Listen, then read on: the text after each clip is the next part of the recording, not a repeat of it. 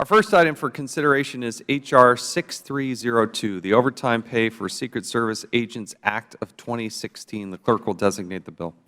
H.R. 6302, to provide an increase in premium pay for United States Secret Service agents performing protective services during 2016 and for other purposes. I ask unanimous consent that the bill be considered as read and open for amendment at any point. Without objection, so ordered. I'd now like to recognize myself for 5 minutes to explain the legislation. Yesterday, I thought we had a very productive hearing regarding the Secret Service.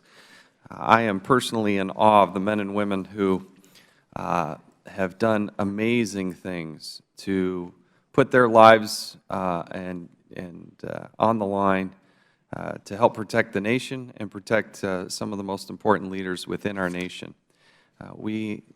Having gone through an election where candidates are constantly on the move, sometimes hitting 5 and 6 cities in a particular day, it's an amazing logistical feat when campaigns in particular are moving from city to city and adjusting those schedules. You may be going to Wisconsin, then you decide to go to Iowa, and then it really is amazing, and it's gone on for a long period of time, and did so really without any major incidents. And you think of the literally hundreds of thousands of people, if not millions of people, that these candidates stood before. The screening, the protection, the logistics of that was really quite amazing. But also what we heard through this is that the Secret Service has a massive problem in terms of its staffing. There are some deep-seated cultural issues that need to be addressed. Management is still getting its arms wrapped around some of the basic things they need to do. Scheduling, for instance. They testified yesterday that they're about to maybe introduce an app so somebody could actually see when they're working next week and where they might be working next week. Some of the basic things that maybe many Americans take for granted, they don't have at the Secret Service. And so what you have are people who are on the front lines working hard in a zero-fail job. They cannot ever make a mistake. As I read some of the quotes from various agents, some of these people were working 43 days in a row without a single day off. Many of these agents were working 90 to 100 hours a week. Some of these people were, as one person said, more than 8 months on the road. And yet, because of their statutory limits on their overtime, they got to a point where they were not being paid.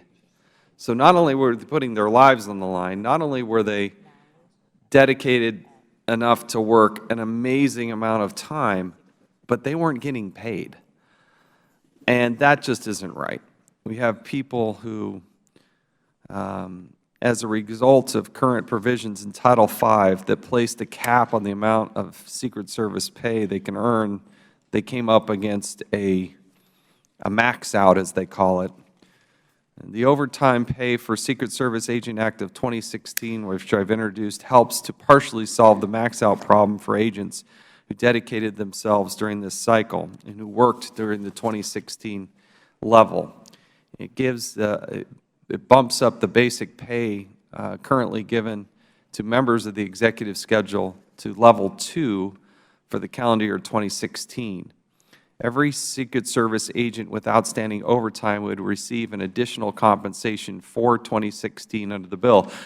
As I've been told, at least literally every single Secret Service agent worked overtime, and I want to make sure that they get paid. At the same time, the limitations to the 2016 presidential election in the bill presents a good balance that I think encourages the Secret Service to fix its staffing problems instead of relying on excessive and expensive overtime in the future. I think you'll hear that both sides of the aisle, certainly the ranking member, Mr. Cummings, and I, have deep concerns about making sure that 2016 is taken care of, but also making sure that they're taken care of in the future.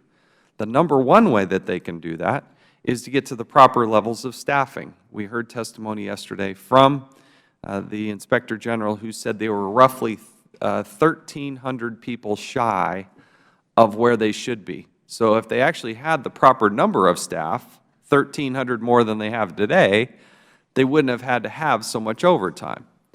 It is my hope that by the next presidential election, this is no longer the problem. If they get to their proper staffing levels, which by 2020 should be 8,000 to 9,000 agents, where right now they're at barely 6,500, then this will not be as much of an issue. But I am committed to work with Mr. Cummings and others on both sides of this aisle to make sure that this is not a problem moving forward. I urge my colleagues to support this legislation so we can pay these good men and women who have put their lives on the line during the 2016 campaign.